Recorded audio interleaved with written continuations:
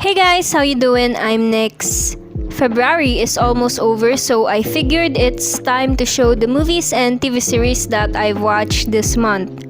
Most of the films I've seen are from the 100 Best Chick Flicks tracker that I had since I started movie journaling in late 2018. It's the love month, so I just felt like doing a rom-com marathon is what I need.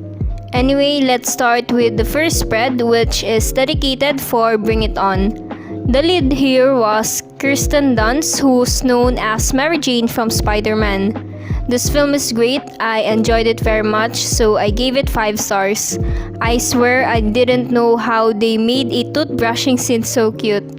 The soundtracks are amazing. The plot has a heart, and I'm glad to catch a glimpse of how cheerleaders put so much effort into what they do.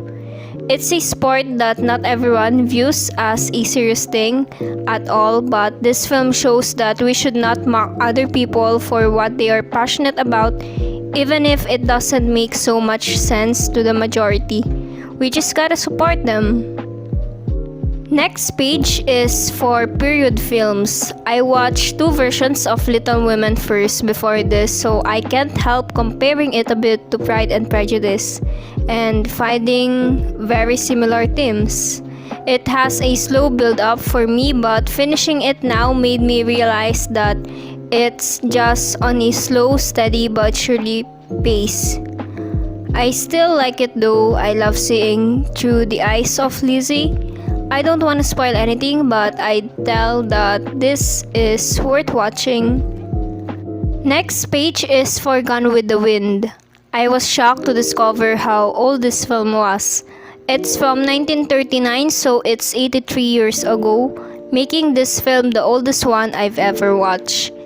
It's 4 hours, and I made the right decision of watching it in 4 days.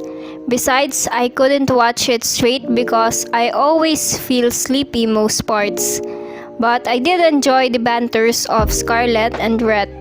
They are funny. The war is horrible, but I admire Scarlett for keeping it together from being a spoiled brat to an independent woman during a really difficult time of their lives.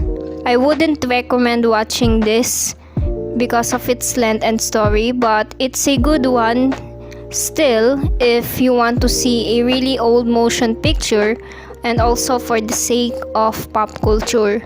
Next film is Crossroads, starring Britney Spears, and Zoe Saldana is also here, which is more known as Gamora in the MCU. I like their road trip, which is something I've always imagined and dreamed of. I also love their friendship, the thrill of being with a random guy for a ride who they thought is a bad person but turns out to be a really sweet and nice guy you can't help but fall in love with. The film may look light, but I like that this tackles many important issues too. Soundtrack is great. I think I need another musical film with Britney on it. She's amazing. Moving into the next spread, The Sweetest Thing is a top tier. This film has no dull scenes, I swear. I think I'm laughing and surprised most of the time. Christina, Courtney, and James Bond is the sweetest thing. They're the definition of girls just wanna have fun. They are wild women, and watching them together is awkwardly fun. Their spontaneous sing-alongs are my favorite, as well as the movie montage wherein they dress up as iconic characters from other movies in the fitting room. The soundtrack was great too, and that definitely helps me to easily give this film 5 stars. No doubt about it. I enjoyed it so much. This film is short, but it is worth watching. Another movie I like this month is The Other Boleyn Girl. I watched this because of Scarlett Johansson, and it didn't let me down. This movie made me remember that history is my favorite subject in high school.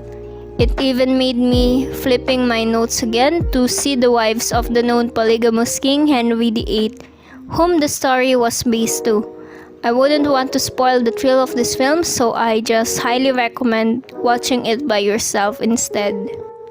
This month, I watched a total of 18 movies, so naturally I won't make a page for everything, but I made a sort of preview page of some of the movies I like in a normal amount, but not enough for me to dedicate the whole page for it. These movies are Failure to Launch, In Her Shoes, Save the Last Dance, Letters to Juliet, and Love and Basketball. I just chose a specific scene that I like from the movies and wrote down some memorable quotes from it too. I haven't watched any new TV series last month, but this Feb, I finally got to start some. The first one is Manifest. I've been curious and interested a long time ago when this series came out, since the plot was kinda familiar and based on a shocking news around the world years ago.